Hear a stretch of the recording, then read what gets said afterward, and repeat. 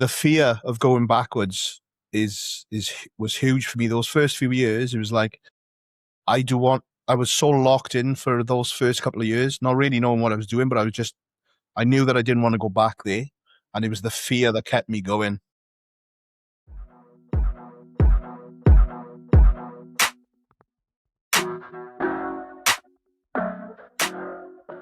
And welcome back, listeners, to another episode of the Unbreakable Podcast. Really excited about this one today. I've got my coach, Jay Magic Davies, here with us from over in Wales. Hey, Jay, how's it going? I'm good. Thank you for having me on. Appreciate it muchly. I know we did try and get this sorted a little while back, and then we got busy as hell as usual, and then we dived back in.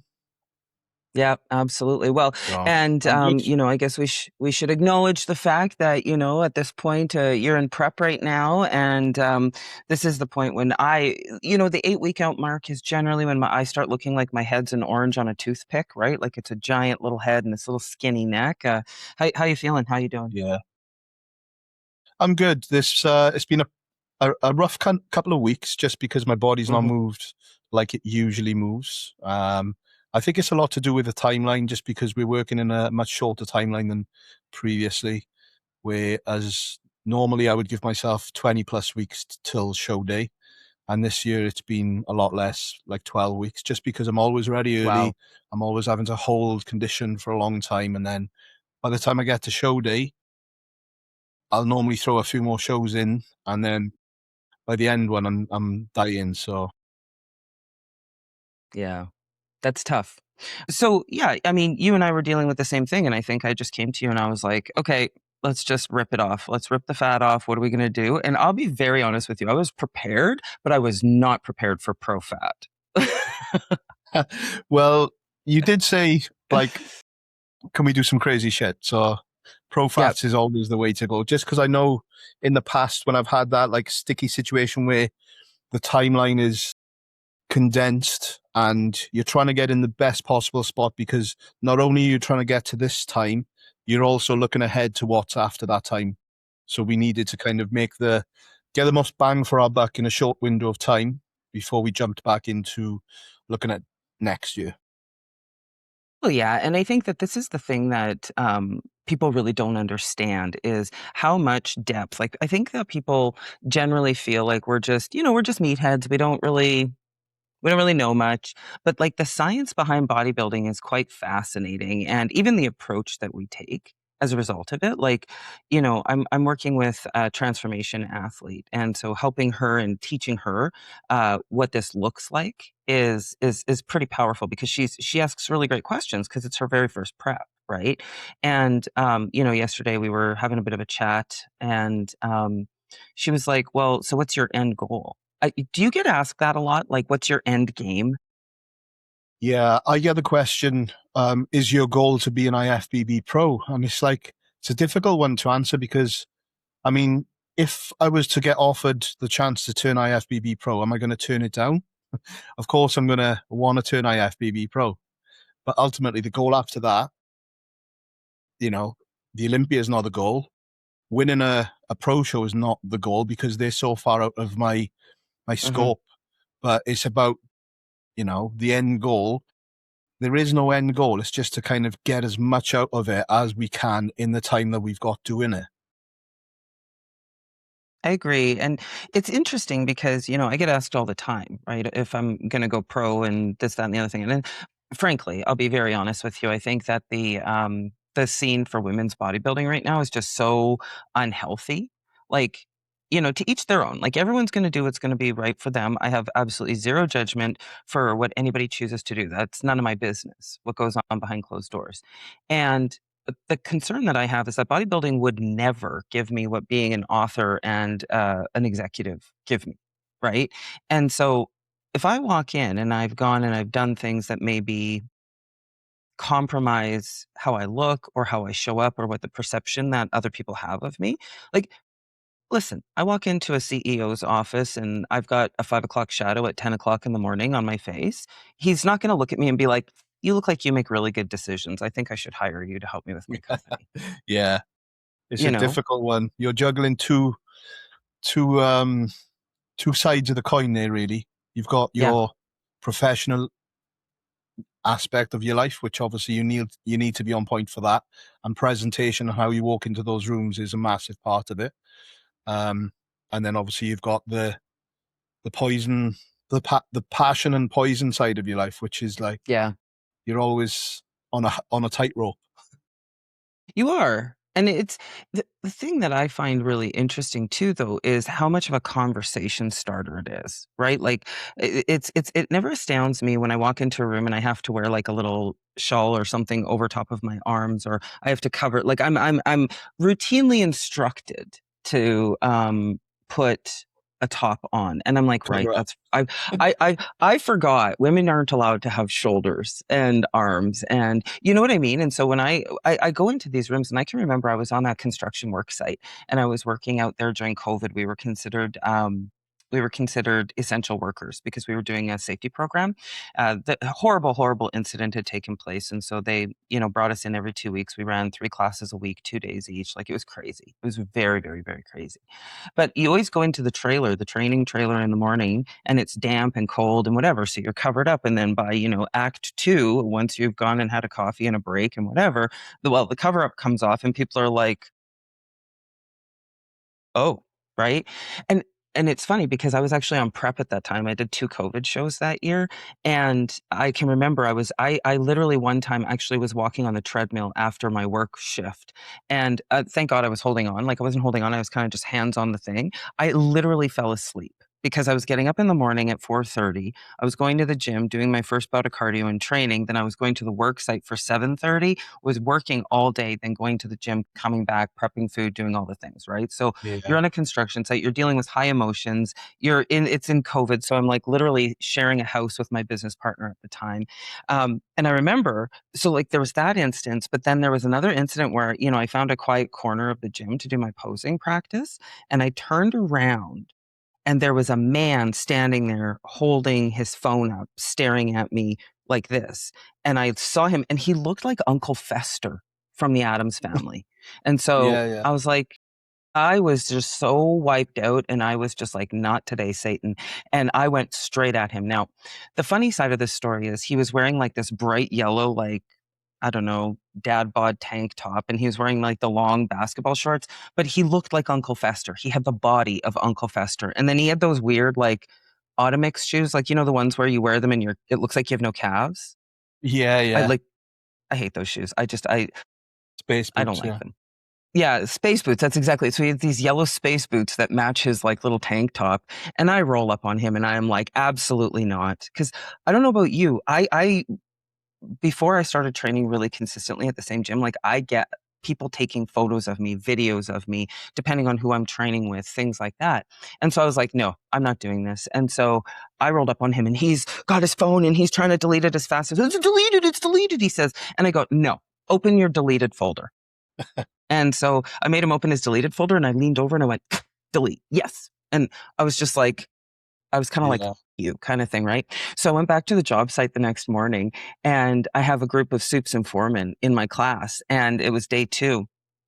And one of the guys, we do our safety moment and whatever, and we're getting into the content. And this guy goes, hey, before we get started, I have a question. And I said, yeah. He goes, did you have an experience at the gym Oh yesterday? And I was no. like, shit. I was like, yes, I did. And so it turned out this guy was a pipe fitter on my work site and he had Oh, gone in and yeah. had like a little like, oh, this did this and that. And I was just like, no, I would do it all over again. And I'd probably smack him with a shoe while I did it. Like, no. Yeah. Did you actually bump into that guy while you were there?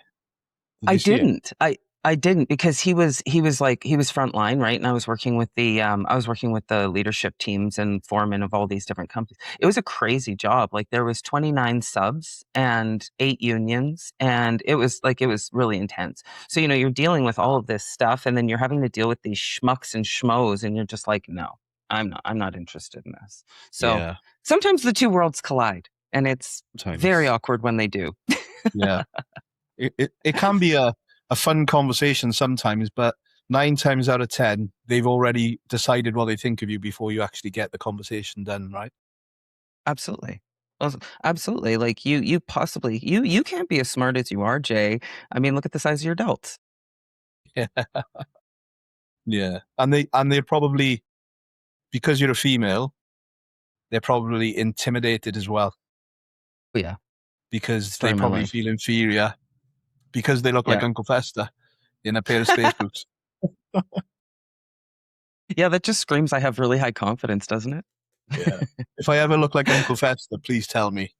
I will absolutely tell you. Mrs. Magic and I will have a conversation. I'm sure she'll tell me. She'll send the divorce papers through, I think, before she tells me.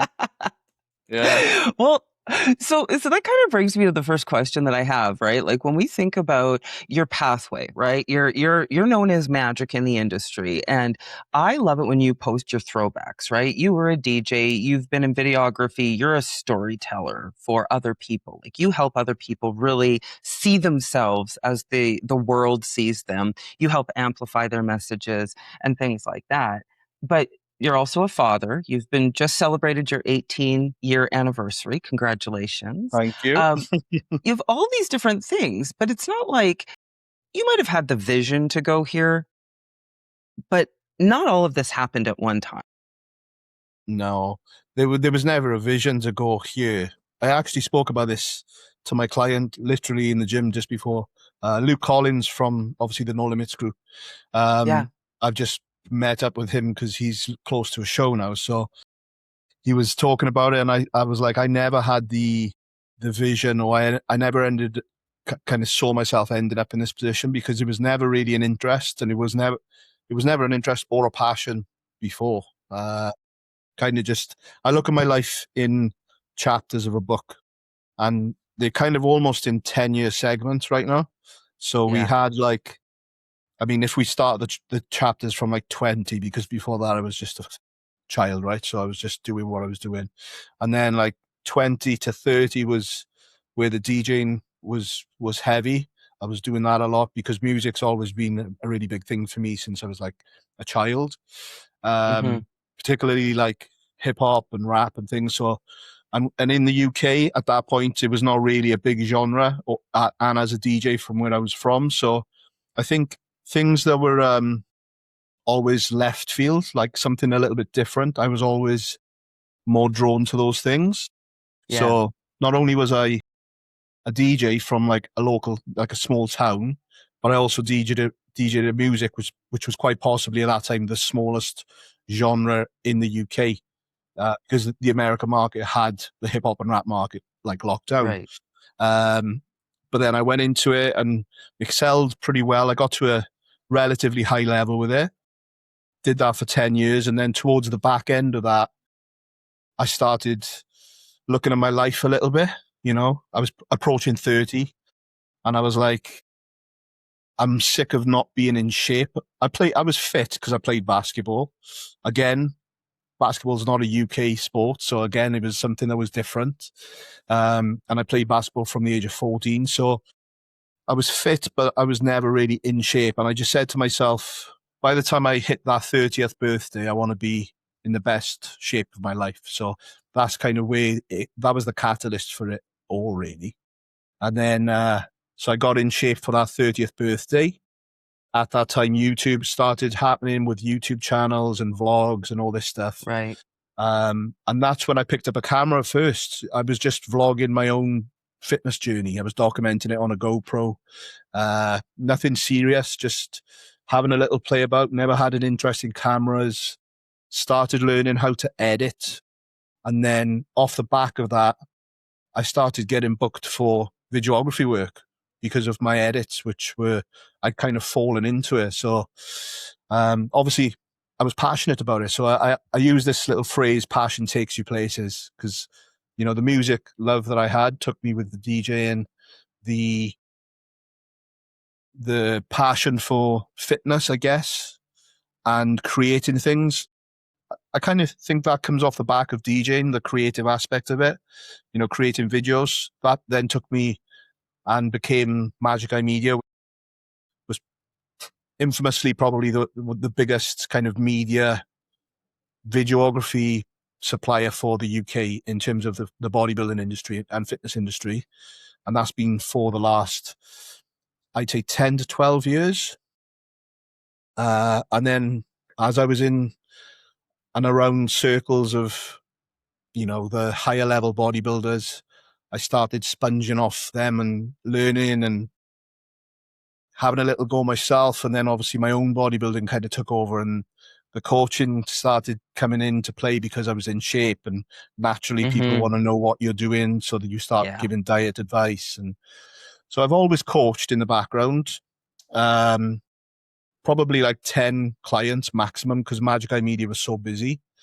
And then in the last 2 to 3 years, I've really started looking at my next chapter of life, because I hit the big 4-0. And then that's when I thought, you know what, I can't be the camera guy for the rest of my life.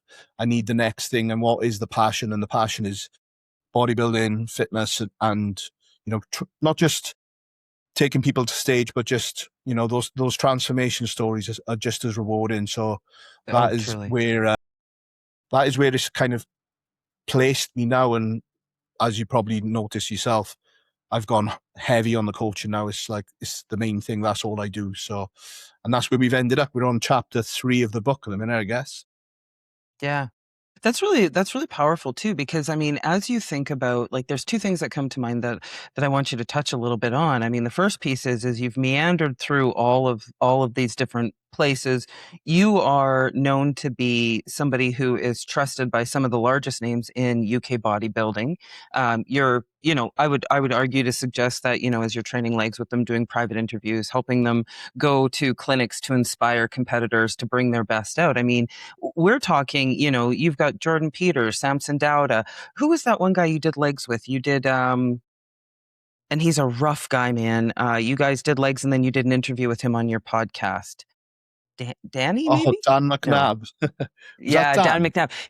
Yeah. That was a great conversation. I must have listened to it 3 times. Like, I really took so much from that. I'm not sure how we were able to hold down an interview after training legs, I'll be honest, because that was, you guys, a stupid idea. Yeah, you guys were both pretty ill during the conversation, especially as shit was settling down at the beginning. You were off season. Let's just say that, right?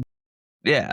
So when you think about all of that, there's 2 things that kind of happen. Number 1, I think, is, growing and, making sure that Mrs. Magic is a part of this. Carla is, she's your ride or die. There's no doubt about it. You two are, you go to a show, Carla's there with you. She's an extra set of hands for competitors. Like, she's in our chat. Like, she's amazing. And then, of course, you also have your child, right? Or you just have the one daughter, right? So I've got my daughter, who is biologically my daughter, and I've got a stepson who was 2 years old when I met Carla, and he's like my best mate now. He's 24 years of age. He still lives here. He does need to move out and get his own place, but he still lives with us. But yeah, I got two children, technically. Just one of them's a little bit older. Yeah. So, I mean, like, you're growing and you're doing all of these things, and you're chumming around with some of the biggest names in UK bodybuilding, and arguably in some cases in bodybuilding in the world, right? Like, I mean, some of the guys that you're hanging out with are very, very well known. They set the tone for how other people choose to show up because they know that there's that competitive spirit. So when you think about those relationships and what they've done to fuel you to become the best version of yourself, what are some of the pieces that gave you the fortitude to just kind of stand and continue to drive forward? Jordan, like you mentioned, Jordan Peters there, and he is definitely going to be the main piece to the puzzle. If we were to look at where I am now as a big puzzle, the centerpiece would probably be Jordan. And that's just because he, not only from a business aspect with Magic Eye Media, because he entrusted me to do the work for his, obviously, business. And then that led on to me becoming one of the busiest videographers in the UK. So there was a snowball effect from doing that initial work for Jordan. So I was able to take something that was very, at that time, I wasn't super busy. I was picking up shoots, but I wasn't really, really busy. And then that unlocked a lot of doors and put me in a lot of rooms from just being associated with that brand, because, hands down in the UK, it's the company. And that's not me being biased because I'm such a big part of it now, being an athlete, but just it has, if you think about UK bodybuilding, I think Trained by JP sits firmly on the top of that mountain. Totally. And then throughout the years, obviously, me and Jordan have become closer outside of work. There's other conversations. He was always asking about, my own bodybuilding, and he knew I trained, which I did train at that time. But it's when you're around people like that are putting that amount of work ethic into not just their bodybuilding, but also building one of the biggest brands in the world. Mm-hmm. You see the work that's going in, and you see that, like, you might say you want to achieve these things, but you really have to put the work in. And Jordan is like something that I've just, like I said, I've sponged off him. And then obviously the athlete team as well, from filming them, they're all, the whole team is from a similar kind of mindset in terms of work ethic. It's work is like the sole thing that they represent. And I quickly found out that is like, the more you put into something, the more you're going to get out of it. And that has been something that has continually happened with my bodybuilding. I never thought like I'd be competing. I never thought I'd step on stage from that. It was just something I enjoyed doing. I wanted to improve my physique. But yeah, here we are. I guess it's just something that's just, again, snowballed off the back of just watching and absorbing what they do. Yeah. And they're great examples. I remember when I was over there, and I was in Cheltenham when we got together and we did legs. I did see JP the one day, and I was just, it's very few and far between where I feel drawn to somebody or a little bit, I wouldn't say starstruck because that's not who I am as a person. But it's just like, because I used to subscribe to JP's content, right? So all the stuff that you guys used to put on the app and stuff like that, like that was a really big thing for me because I was working with Dr. Scott Stevenson, and he wasn't working with anybody at the time, but he was writing Be Your Own Bodybuilding Coach at the time, and he decided to take me on as a female competitor. I was his only competitor. We worked very quietly together, and he fed me all this stuff. And so as I started getting more into the fact that it's less about, I think bodybuilding particularly is less about just showing up and going to the gym and doing the thing. Like, you have to understand what it is that you're trying to do. You have to try and understand the science behind it. To be truly competitive and successful in this industry, you have to be tuned into it. Like, this is not a passive exercise, right? No. And so for me, when I was there, I was, and me, like, I'm a very solitude trainer. Like, I go in, I get my shit done. I love to get into the gym and get filthy under the weights, right? But it was just like, I saw him and I was like, oh my God, like, he is as wide as he is tall. The man is just like, he goes out of the frame. And it's just that, to me, the level of devotion and dedication to the craft and the practice, to prioritize it to the point where it literally becomes your entire life's purpose is to help other people get better, to provide space for people, to provide nutrition, to provide education. Like, that's really powerful. Yeah, it is. He's got a certain aura about him. When he's in the room, he doesn't say anything. No. You'll be lucky if you get a nod. Like when I've been in the gym, like being in me and Jordan, I'd class Jordan as one of my best friends now, because I will, if I need to lean in on him, I know he's there. Like, he was texting me. This is crazy, right? So last night we were texting, and I woke up to a text off him this morning, and I'm not sure if he'd want me to kind of share this really, but he's been in the industry so long. You can imagine people are kind of burnt out with certain aspects of where bodybuilding and the industry is now, right? Yes. He's basically said that he is pretty burnt out. That's why he's not on social media anymore. But he's basically said that the unfinished part for him is seeing me get my pro card and do some pro shows, and also SAS as well. And he said that'll be a really nice ending to all this for him. And I woke up to that text this morning at like 4 a.m. So you can imagine how cardio went. Cardio was a breeze this morning because I was fueled. So And that's the kind of relationship me and Jordan have got now. But if we were in the gym at the same time, what I was getting to is we won't speak. I won't even acknowledge him because I know he's in work mode. He's in there to train. And Totally. we'll normally text on the way, like when I'm driving home. He'll either text me first to say, hope you had a good session, or I'll text him because I know when he's in the gym, that's his time, you know. He's locked in. So yeah, that aura is definitely something that people need to witness. And I guess for me, you said you were watching the member site content. Imagine how it was for me being someone that was aspiring to be a bodybuilder, actually there in the room, witnessing that like firsthand. And I think intensity, that's where I had like an upper hand on everyone. I think because I was in the room witnessing intensity firsthand, I was there. So I think I was able to apply that to my own training and my own process a lot easier than someone watching it through a phone or a screen, right?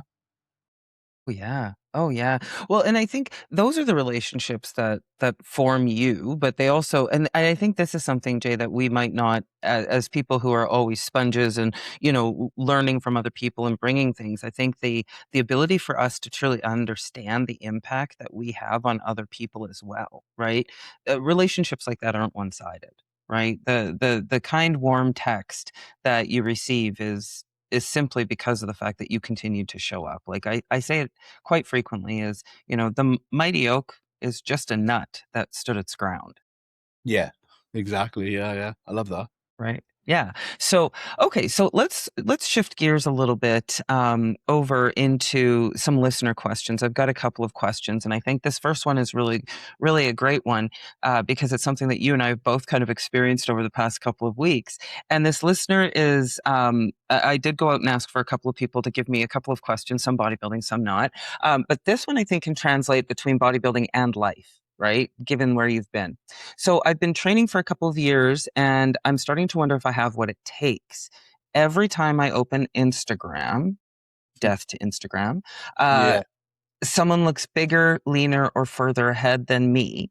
How do you know the difference between someone who has reached their ceiling and someone who just hasn't been in the game long enough? Because this is a long game, right? And so you could arguably apply, like when you think about this question, apply it to the bodybuilding world, but also apply it to the lens of the life that you've led. You're chapter 3 now. You didn't get to chapter 3 by just cracking the book open, right? So Yeah. I think personally, I think there is no ceiling, first of all. Like there's absolutely no I agree. ceiling because like for me, with my bodybuilding, so going back 3 years ago, I think it was. It'd be 3 years this year, I think. So I got really ill, ended up in hospital, lost 38 pounds in 12 days. Jeez. Bear in mind, this was just the start of my competing kind of career, if you want to call it that. So I'd done like 2 shows at this point, got really ill. It was in my second off season. And I was sat in that hospital bed for like 12 days and I was looking at the ceiling because I couldn't get out of bed. And I was like, I am done. And, I am done with bodybuilding. I'm not prepared to risk my health anymore. Just not that the reason I wasn't in hospital due to bodybuilding. It had no kind of tie-in. It was food poisoning that had got really severe and it ended up being suspected sepsis. So I was in a Jesus. bad way. Yeah. That moment of me not being able to live a normal life because I was stuck in a hospital bed. I knew sometimes, with bodybuilding, there are risks and I wasn't prepared to take any more risks. So I quit bodybuilding that year and I lasted 10 weeks. And throughout that 10 weeks, I got more miserable and could not talk. I could not. Carla would ask me, how do I feel, about my physique? Because I wasn't obviously training. I wasn't taking anything anymore. And I couldn't actually talk to her because I would cry. I literally could not speak about it. And then it got to a point where it was around Christmas time, and I met up with some friends Christmas time, went out for a few drinks. The conversation came up about bodybuilding. They were asking me about it. And then I started crying in the middle of like a club, right? And I was like, well, I'm done with this. I'm getting back to it. And that moment was, so say I had hit my ceiling at that point when I was in hospital just before that. Yeah. When I came back from being ill, it's like I went into sixth gear. So I went like I cracked through my ceiling, if that makes sense. So Yeah. and then I did another season, and then another season, and everything. Each year, your ceiling gets higher, or the hurdle. People will say there'll be walls or blocks in their way, and it's not about like trying to get through them. You just fucking go Hmm. over it, or you go around it. You find a way. Absolutely. So Yeah. you're only done. You determine your ceiling when you're done. Hmm. The Well, progress doesn't stop. It stops when you stop. exactly. And we say it on this podcast all the time, comparison is the thief of joy. And I mean, it's easy to say that, but it's very hard to live that inside of a sport where all Very. we do is get compared to somebody else, right? I mean, like I remember my very first I had a moment very similar to that, although I wasn't ill. I had a moment where, I went to a national show and it was kind of post COVID. So it was like December of 2021. So we were back under some draconian um, different mandates and things like that from the government. And it was, honest to God, it was the worst competition I have ever done in my life. Anybody who asks me about that particular pro qualifier, I don't ever slam someone for how they run their business, but I will be very vocal about what I will and won't endorse because I vote with my money. And so I was there and I was 6 out of 6. I looked the best I've ever looked, but you looking the best you've ever looked doesn't mean that somebody else isn't looking their best. Like you don't know who's going to show up. And that's the hard part. That's the part that gets into your head. But I went in and there was this lady. Oh my gosh, she had done steroid to the point where all of her hair had fallen out. She had different wigs between the morning and the evening. She had vascularity in her traps that I have never seen in men. Like Yeah. it was bananas. And I was like, okay, so I kind of figured like, well, I might place in the top 5 if I'm lucky. And there was only 6 of us, but for female bodybuilding, that's a lot. And Yeah. what Yeah. we're seeing in Canada particularly is they don't award a pro card to a national qualifier if you have less than 5 athletes in the division. And that's not wrong, but the problem is for my division, that means that we're just not handing out pro cards. So we have to go and fail in Canada, and then we have to go to the US at one of their shows where they just hand them out like, popcorn at a movie. Yeah. So long story long, I ended up placing 6th of 6. I did the long walk of shame off. I mean, look the best I did, but in comparison to these other women who are willing to cross thresholds, I'm not. I just look like a little skinny bag of antlers. And so I was really disappointed. Um, I was very sad. And I questioned myself. I was like, what am I actually doing with my time? Like, you invest 5 to 6 hours a day into this process when you're in prep. When you're not in prep, it's still 4 to 5 hours a day, depending on where you're sitting and how you're training and what you're eating and whether you're on plan or not. Like, this is a time consuming passion. And I Yeah. can remember having a debrief with Matt and I cried and I just said like, maybe I'm just not made for this, right? And it literally, like, it took me, I would say, months actually to come back from that. And it was the desire to train was not there. The desire to eat appropriately was not there. I didn't even want to eat. Like, it wasn't that I wanted, my previous life habits were I would go and I would just drown my sorrows with snacks. Whereas this new phase of where I was just like, well, I just won't eat. Right. So I Yeah. went Yeah. into this self-depreciating mode of, pulling myself out of the industry. And it's interesting because it's not like I was waiting for somebody to say, no, no, we really want you to come back. No, no, you can really do this. Like, you have to believe it because nobody's going Yeah. to do that. Right. No. But, you know, it just, it's so interesting to find that dynamic where you can find your joy and find the balance in how do you want to participate. Like, I had a friend who said to me, you can still bodybuild, you just don't need to compete. And I was like, I guess, but so it's a really, really interesting dynamic. But yeah, I almost left the industry entirely. But my biggest fear actually was reversing and going back into the person that I was when I was 260 pounds. That was what scared me the most, is leaving everything behind, because the lessons that we've learned going through this are powerful, Oh right? yeah, massively. Yeah, massively. I think that fear of going backwards.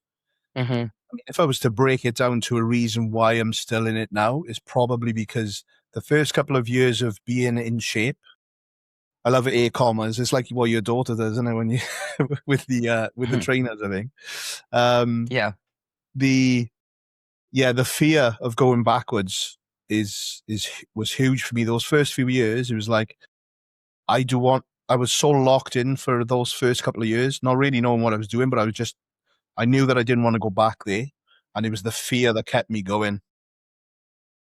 And I think Yeah. It's fear is a big driver as well. Sorry to cut you off, but no, even no, in please. business, you know, business, the fear of falling off, with like Magic Eye Media, there was so many videographers, obviously social media, YouTube, all these things were getting more popular. There was new videographers coming up. So I had to be on my A game constantly because the fear of me reaching the mountaintop and then going back down the other side when all these other guys are kind of coming up and I'm just fading away as the old guy, Yeah. which is ultimately why I've kind of walked away from it, because I didn't want to be an old guy with a camera and a backpack running around after a bodybuilder filming what he's eating in a day. There's only so Yeah. long you can do that. Perspective, Yeah, the right? fear of that is the fear is a good thing, but only when it's used in the right way. Hmm. Yeah. We just had a guest on a couple of weeks ago. His name is Richard Walsh, and he talked about how his job had become his identity. Right. And I think that that's something, like, when we get so passionate into things, that's a part of like, that's part of what I was fearing, is like, who do I become in this giant gap if I were to walk away from bodybuilding? Like, who am I? And it's cool because in the past, like while I was on vacation, you can well imagine I didn't work, but I definitely worked on Unbreakable stuff. Um, and one of the things that I started is a series we're going to be launching. I think we're launching it this week, or maybe we launched it last week, depending on when this airs. Uh, and it's called Become. And what it is it's a memoir, a visual memoir of bodybuilding. And so there's lots of different pictures. There's me as, fat with an F, and then there's fat with a PH, and, all these different things. But it's the lessons that you learn inside of bodybuilding, because bodybuilding is one of the most, if you're paying attention and if you're not just doing it for the likes, and you're not just doing it for the trophies, here, what Become is intended to do is it's intended to kind of blend the Unbreakable brand together with the bodybuilding experience, because it's such a huge part of who I am as a person, but not the exterior identity. It's what bodybuilding did for me mentally and emotionally. And so it's a visual of pictures of me looking any kind of way, right? So from the start, and I should actually send you, I think I might have actually sent you a picture, but there was one of me, my very first check-in picture. I'm wearing so much clothing. Um, that it's crazy. Like, you can kind of see my traps and my biceps, and that was it. Yeah. But then, I go in, and some of the stories are things like my very first bikini. I made her add extra material because she was like, I came and she's like, "You're going to get marked down for that." And I was like, "Listen, sis, you and I both know I'm not winning this." Right. And, that show, Jay, I came off of stage and I was 9 of 9, as one would expect. And, I had a message in my DMs on Twitter from somebody saying, "You had no business being on that stage." No, no way. Crazy, right? So Yeah. so when I think about that, it's like, bodybuilding is a vehicle for learning who you want to be and becoming the person that you want to be, in my opinion. Yeah. Yeah. You develop that mental fortitude for dealing with other situations as well, whatever gets thrown at you. Even just managing, like, you're obviously busy flying all over the world. I mean, could a regular person do that without having that mental fortitude that you have developed through bodybuilding? I'm not too sure, being as regimented as you are. Same with myself, when I've done these crazy trips on prep last year, you probably witnessed a few of them on my YouTube and stuff. It was Yeah. carnage. And even now, looking back at it, I'm like, how did I do that? Feels Yeah, like a blur, but you just do it because that's what bodybuilding teaches us. We just dig our heels in and get it done. absolutely.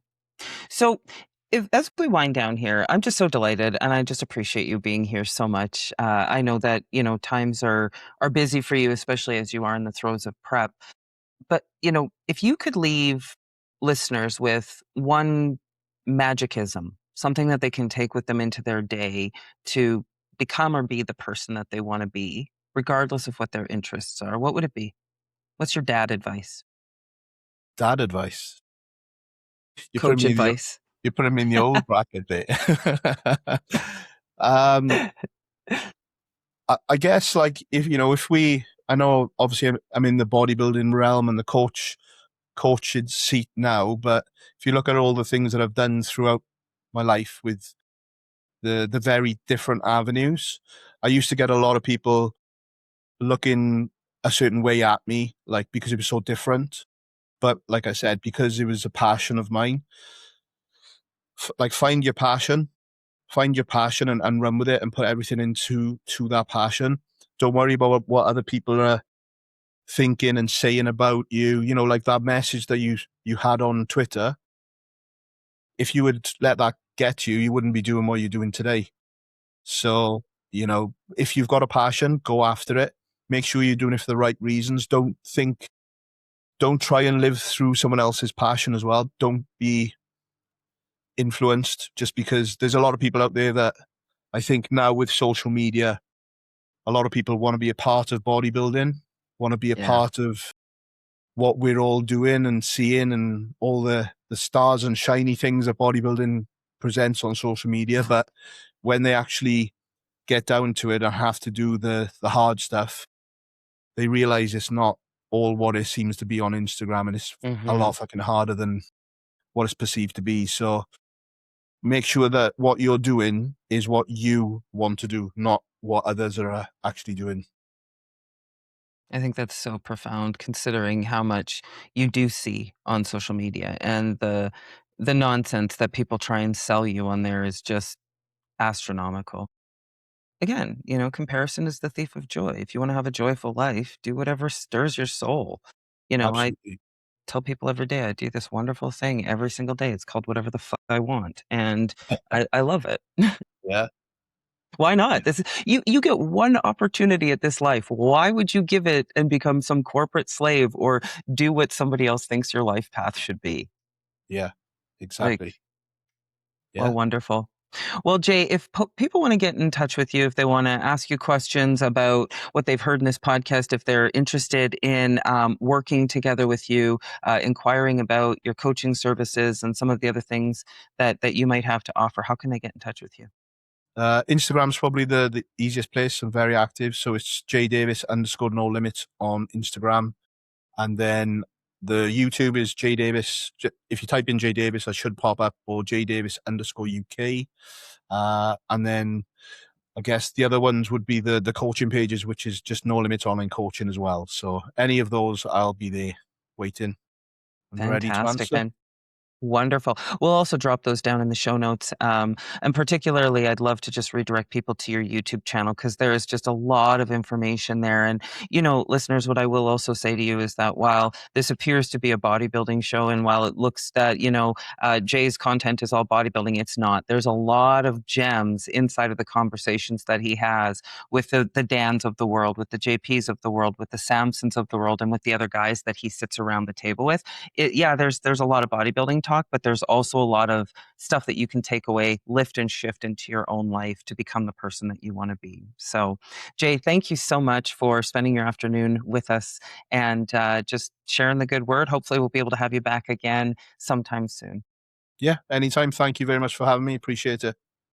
Yeah, absolutely. And listeners, remember, protect your peace, chase your dreams, and stay unbreakable.